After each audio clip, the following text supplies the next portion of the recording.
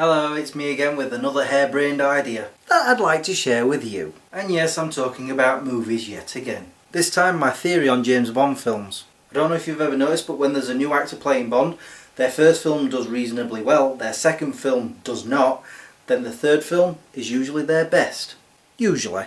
Let's test the theory, shall we? Let's start with Sean Connery. Now he started it all with Dr. No, and it was a big hit. And sure enough, a sequel followed a year later, From Russia with Love. Of course this did better than the original, but I did say with every new Bond, he wasn't new, he was the original. But let's look at Goldfinger. Most say that it's his best Bond film. I enjoyed You Only Live Twice more. But there you go, his third film has been dubbed as the best one. In everybody else's opinion, not mine.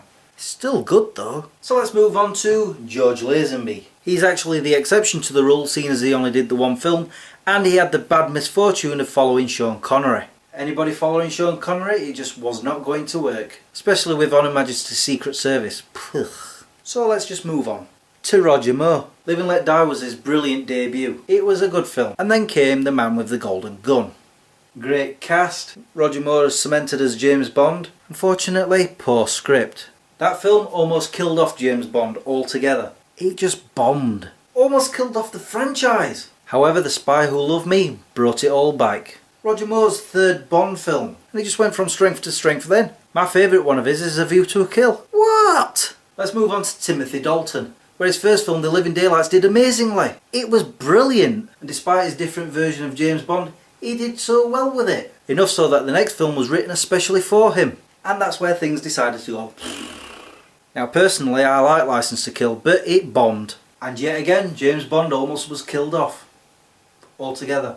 And sadly Timothy Dalton never got a third film, so we can't actually prove that theory there. But then came my favourite Bond, Pierce Brosnan. GoldenEye was amazing, it brought back James Bond, it put him back up there with the best. The ultimate action hero was back!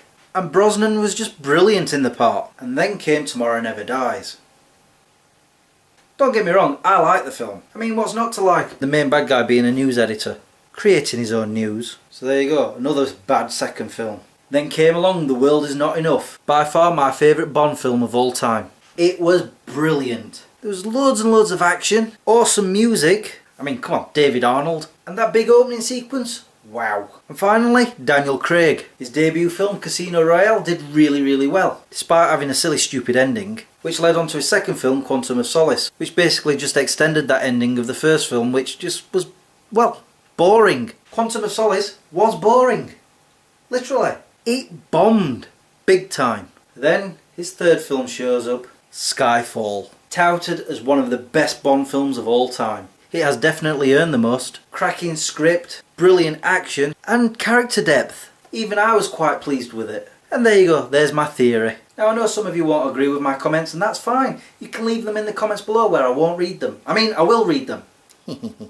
But time will tell. We'll see what happens when the next Bond shows up.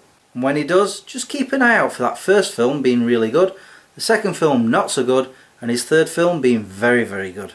I'm just as curious as the rest of you to find out whether or not I'm right. Well, that's me done for this video. I'll talk to you guys again soon. Until then, peace out.